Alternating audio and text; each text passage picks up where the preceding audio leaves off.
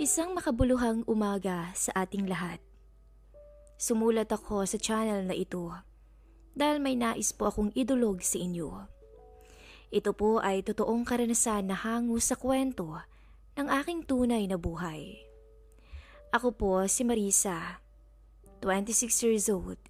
Hindi ko po tunay na pangalan. Isang bagong kasal sa aking long-time boyfriend na si Clark. Hindi niya rin tunay na pangalan.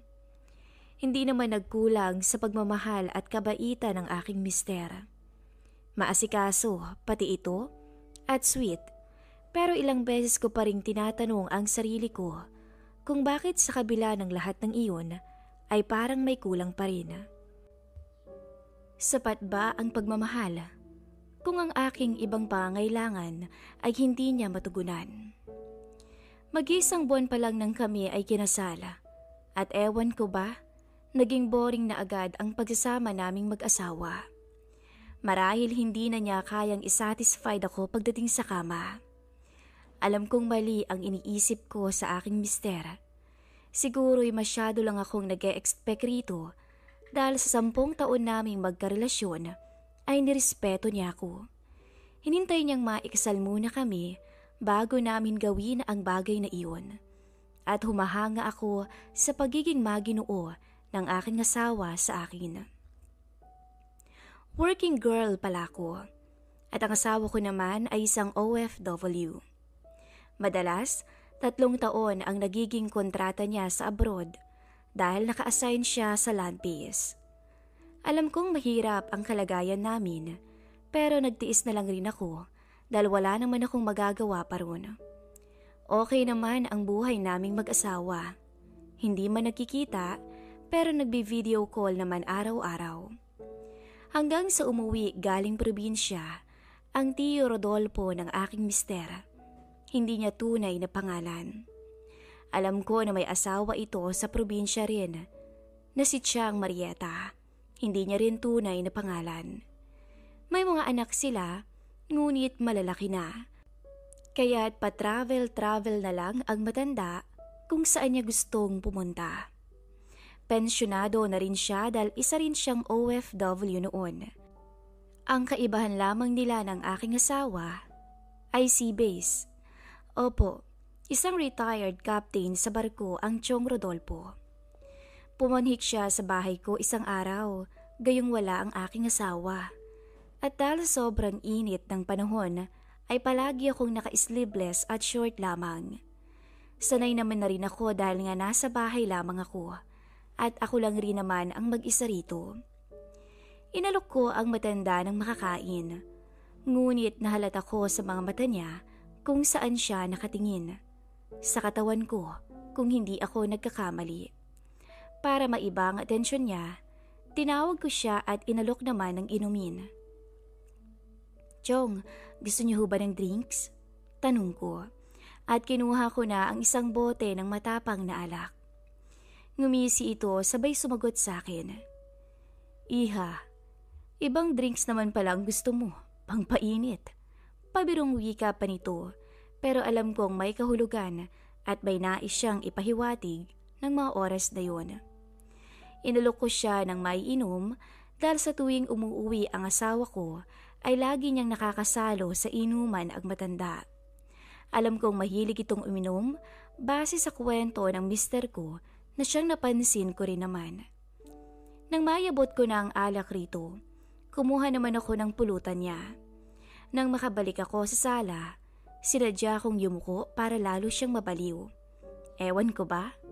Para akong may kung anong kapilihan o kalokohan ako ng mga oras na yon. Siguro ay dahil gusto ko ng excitement ng araw na yun. Lalo't palagi lang naman akong mag-isa sa bahay. Chong, maiwan ko muna kayo dito wika ko. Kaso'y nagulat na lang ako nang hawakan niya ang kamay ko. Hindi ko inaasahan na gagawin to ng matanda.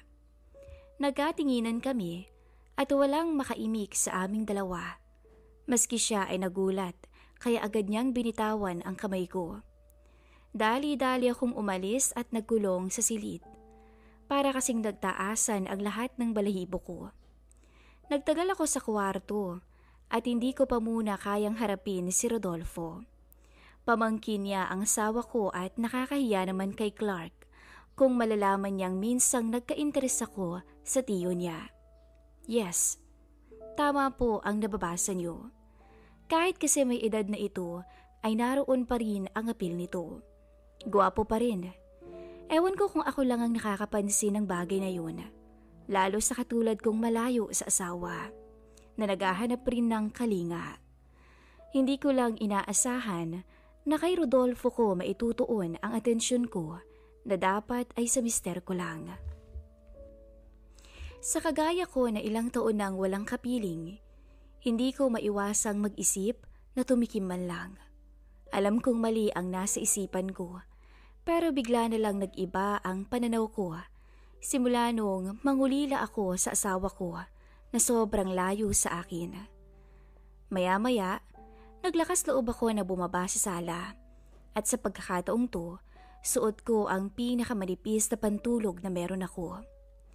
Pagbaba ko sa sala, nagiinom pa rin ang matanda at laking gulat ko nang mahuli ko siya na nanunood ng mga babaeng nagsasayaw ng sexy at mas masahol pa roon ang aking mga nasaksihan. Alam kong napansin niya rin ako na nasa kanyang likuran, kaya nung lalayo na sana ako, ay bigla niya akong hinila, dahilan para mapaupo ako sa kanyang kandungan. Alam ko po na mali, kaso sa sitwasyong iyon ay wala na akong nagawa pa, kundi sumabay sa agos ng pagkakasala. Gawa siguro ng pagkamis ko sa asawa ko, kaya ko nagawa ang bagay na iyon. Yun na lang ang dinahilan ko ng paulit-ulit sa aking isipan para maglaho ang aking konsensya habang pinagsasawaan ng isang matanda. Napapikit na lang ako ng oras na yun at hinayaang lunurin ako ng aking kahinaan. Hindi ko alam kung ilang beses kaming nagkasala sa iba't ibang bahagi ng bahay naming mag-asawa. Tila napuna ng matanda ang aking pangungulila at mas hinigitan pa nga nito ang aking asawa. Wala kaming imika ng matanda nang makontento kami sa isa't isa. Umalis na lang siya at hindi na nagpaalam sa akin. Akala ko doon na magtatapos ang lahat. Ngunit nagkamali po ako dahil muli kaming nagkita sa birthday ng aking biyanan na kapatid niya. Hindi ko naman sila matanggihan sa imbitasyon nila. Wala na nga ang kanilang anak na aking mister sa araw na iyon, pati ba naman ako. Pero hindi ko rin naisip na pupunta rin pala ang matanda sa party. Nagulat na lang ako nang dumating siya. Nauna kasi ako sa bahay ng mga magulang ng aking asawa, habang si Tiyo naman ay hapon na at maggagabi na rin nang makapunta. Nagkagulatan pa kaming dalawa. Medyo nakainom na ako ng mga oras na yun at siya naman ay nagsisimula pa lamang. Pero iba na ang tingin niya sa akin. Pilit ko po siyang iniiwasan sa party dahil ayokong makahalata ang mga biyanan ko. Ayokong malaman nila na nakagawa ako ng malaking kasalanan sa aking asawa. Pagsapit ng 8:00 at halos mga lasing na ang lahat, hinila ako ni Rodolfo sa itaas ng kwarto niya. Opo, tama. Meron itong kwarto sa itaas kapag nauwi siya sa bahay ng kapatid niya.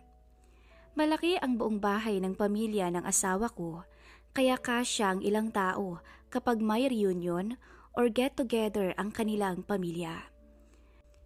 At katulad nga po ng inaasahan, ay muli akong nakagawa ng kasalanan. Alam kong mali, pero hindi ko maintindihan kung bakit hindi ko na kayang tanggihan pa ang matanda. Matapos ang birthday party, nag-alok si Rodolfo kinabukasan na siya na raw ang maghahatid sa akin sa bahay, since parehas lang naman kami ng daan. Pumayag naman ang aking mga biyanan dahil wala naman silang kaalam-alam sa namamagitan sa amin ng matanda. Nang makaalis kami ng bahay at lulan na ng sasakyan, sa loob ng kotse ay puro pahiwatig ang matanda. Hindi lang ako umiimik. Hindi kasi tinted ang kotse nito at baka mamaya ay may makahuli pa sa amin. Akala ko nga po ay iuuwi na niya ako. Pero nagulat na lang ako nang ipunta niya ako sa isang hotel. At nang makarating po kami sa malamig na kwarto, doon muling naulit ang namagitan sa amin. Sa bawat may mangyayari sa amin, ay pinaparamdam niya sa akin na hindi ko siya malilimutan. At ayun na nga po ang nangyari. Pagkatapos ng namagitan sa amin, napapadalas na ang pagbisita niya sa bahay naming mag-asawa. At sa bawat pagdalaw niya, hindi pwedeng wala siyang mapapala sa akin. Ilang buwan rin ang patagong sikreto naming dalawa. At kung minsan naman, sinasadya ko pang mag-off sa work para lang makasama ang matanda sa bahay. Ganun na ako ka-attach kay Rodolfo ng time na yun. Hindi ko na naiisip na mali ang aming ginagawa. Basta para sa akin, as long as napapasaya at natutugunan niya ang pangungulila ko sa mister ko, ay ayos lang. Pero natigil ang lahat ng iyon nang biglang dumating ang aking asawa. Mabuti na lang nga ay nakauwi na ang matanda ilang oras bago dumating ang mister ko. Labis ang takot ko nang biglang umuwi ang aking asawa nang wala man lang paalam. Unang gabi ng aking asawa sa bahay, na dapat ay sabik ako sa tagal naming hindi pagkikita. Pero bakit tila nawalan ako ng gana?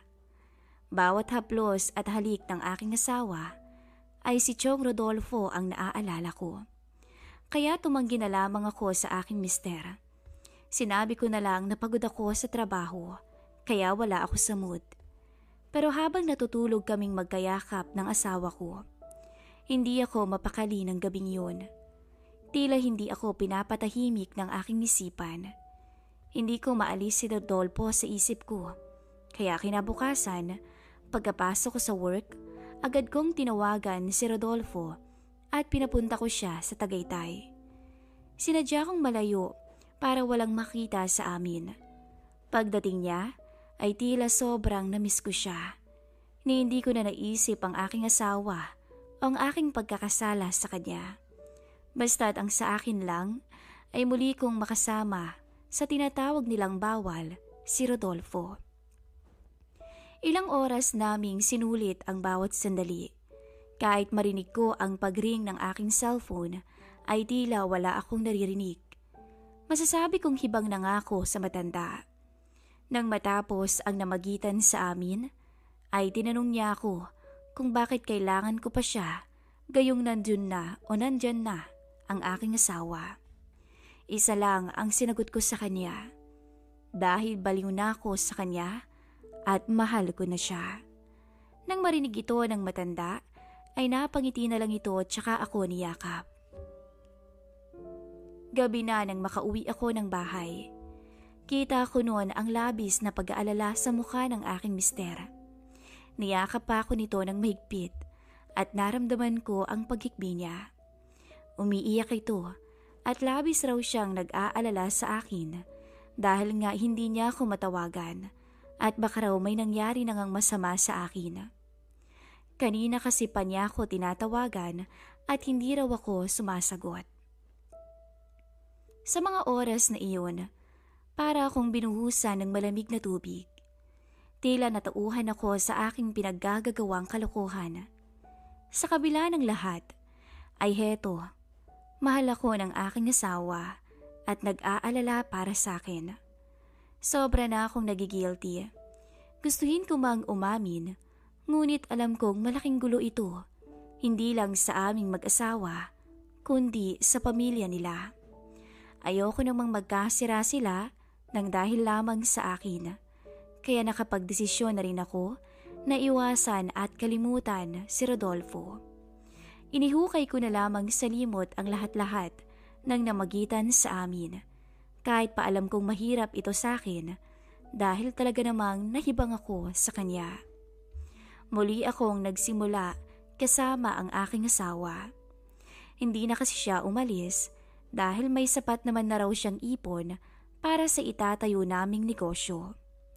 Masayang-masaya ako noon sa naging desisyon ng aking asawa. Ngunit ang kaligayahang iyon ay nabalot ng pagkatakot nang minsang makaramdam ako ng hilo at kakaibang pakiramdam. At alam ko, nabuntis ako. Alam kong buntis ako. Base sa mga kakilala ko na nagbuntis, ay ganitong-ganito ang kanilang nararamdamang senyales. Ang problema ko ay kung paano ko sasabihin sa aking asawa na buntis ako. At ang tiyo Rodolfo niya ang ama ng dinadala ko.